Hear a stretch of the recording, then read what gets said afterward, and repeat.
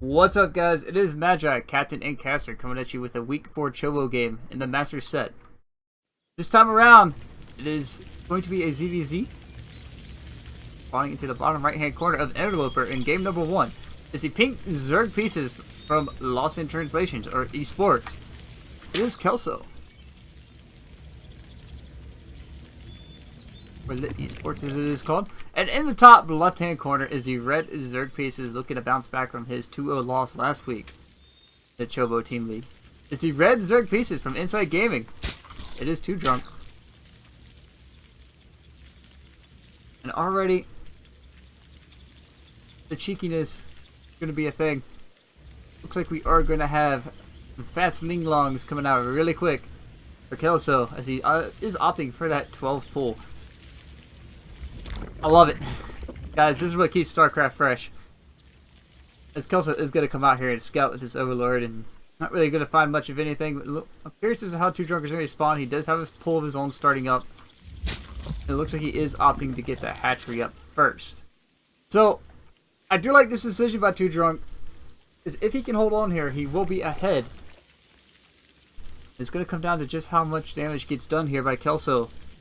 See if TwoDrunk is going to get knocked out or not in game number 1. So not much else is going to be going on here besides the speed starting up and the 6 Lings about to pop out. Interloper, if we just take a quick look around the map, I don't talk about these maps enough.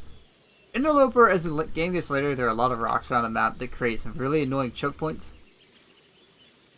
And this is a really good Terran map for this reason. And where you expand on this map could also be kind of a big deal because, you know, these rocks here, you just knock these rocks out, you can get in here, you can siege up tanks behind here and just start sieging out mineral lines, or you can knock this down right here. If a Zerg takes a third base to the south, you can actually knock these rocks down and just straight up take down his third, and he has to run all the way around the map to contest. But anyway, the Lings are making the way across the map here, right to that choke point we just mentioned. Gonna get over here and see if there is a hatchery down, and TwoDrunk will have the Lings on, some Ling Longs of himself. For himself out to deal with these. Looks like Kelso is wanting to take a quick game 1 here, but I think TwoDrunk is going to be able to hold on. Speed is about to finish up for Kelso, but speed is on the way for TwoDrunk. And it just comes down to numbers advantage here and surface area. Should be a Baneling that's finished. Okay, there is a Baneling that's finished. With Kelso, and we will have some Banelings being warped in here. I don't like the decision to warp in or morph in like 5 Banelings here with only 4 Lings or 5 Lings. When I'm playing Zerg, I normally go for like a 2 Ling with this, or 4 Lings and 2 Queen Banelings. But the detonation, as these Banelings do sit on top of a detonation here from the top of the Lings, and do get themselves into main, these Lings are going to make their way into the drone line and pick up 3 drones. Not a lot of damage being done here. But he did find a few drone kills, and he will reinforce some more Lings from across the map, and TwoDrunk just needs to hold on. If he just holds on to this aggression, he wins the game. If he can just hold this off. He's already on 2 base, and Kelso did not expand behind that first attack. So Kelso looking like he's very all in with this. As he is not making any drones, he's just making Lings and Banelings at this point in time. And speed for TwoDrunk is about to finish. So the upgrade advantage will be the same. There are no Banelings here for TwoDrunk, so he's holding on with nothing but Lings. It looks like he is going to opt to run these Lings across the map when the aggression comes in here. Kind of a ballsy decision, but I can respect that, as these Banelings are going to have to try and find something to detonate on. These Queens, that transfuse the Spine Crawler, but they will clean up these Lings eventually. He does run another Baneling straight into the mineral line here. See how many this one gets. It's not going to get much. Yeah, he's not going to get anything with that. TwoDrunk's just going to reroute his drones down to the mineral line here to continue mining once more. And bringing the Lings back from across the map, they really didn't get any damage on down on the other side of the map themselves. We're going to clean up the rest of this aggression. That should prompt TwoDrunk to move out. So, yep.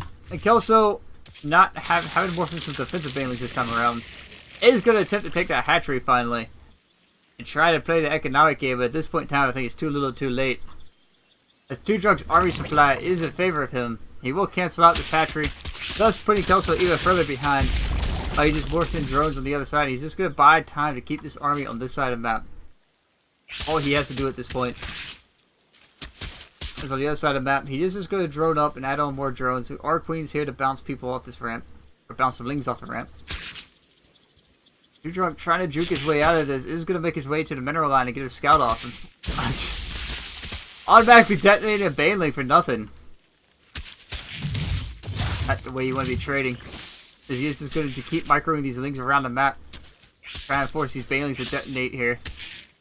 Things do get cleaned up. He's not really finding any drone damage, but he is stalling a lot. He is finally just saying, you know what? I've seen what you got, buddy. You don't have a hatchery down. I'm just going to go on home. And I might as well just macro up and add more lings of my own. And more spines, more queens, more spores. You know, just stack D.